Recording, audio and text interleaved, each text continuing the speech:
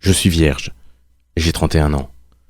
Mais je n'étais pas seulement vierge, j'étais déprimé, et je n'avais jamais tenu de main, embrassé ou été embrassé par quelqu'un.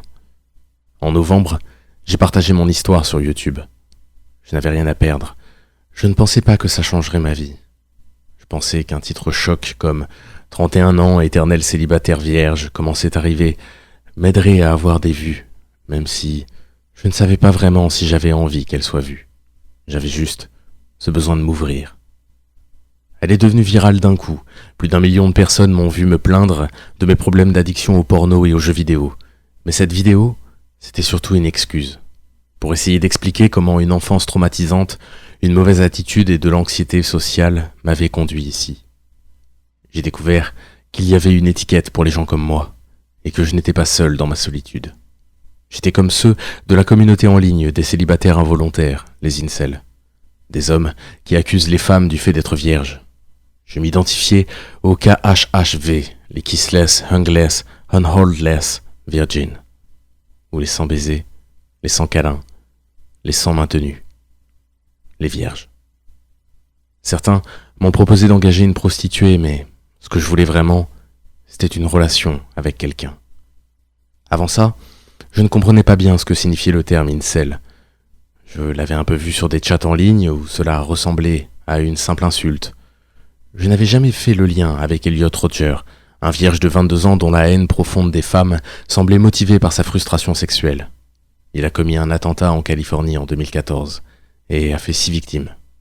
Depuis, au moins 3 attentats ont été reliés aux incels aux États-Unis. Cet homme est salué comme un héros par les incels. J'étais surpris de voir que ces vidéos où il exprimait sa rage contre les femmes pour l'avoir rejetée et décrivait des plans pour sa tuerie étaient toujours en ligne.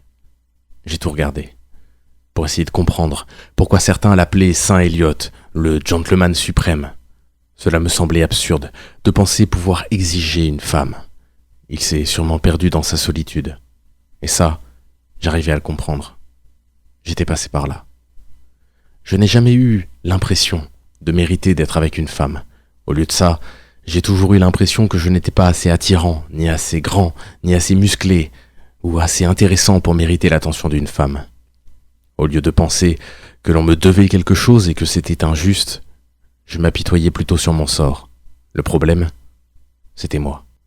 J'ai certes eu l'occasion de perdre ma virginité, mais mon anxiété m'en a empêché.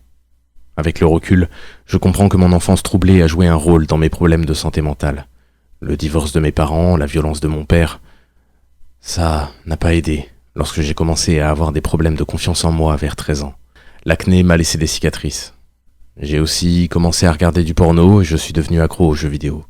Je dormais en cours, je repoussais les gens, je voulais juste rentrer chez moi et me branler. Maintenant, je suis en couple avec Sarah. Elle avait commenté sous ma vidéo, comme quoi elle était aussi dans une situation similaire. Alors, on a commencé à parler. On s'est rencontrés. Et j'ai l'impression d'avoir trouvé mon âme sœur. Je ne me considère plus comme un incel, juste un imbécile, essayant d'apprendre de ses erreurs passées. Maintenant, on m'a donné une chance de me libérer de l'inceldom. Et j'ai l'impression que, enfin, il y a de la lumière dans ma vie.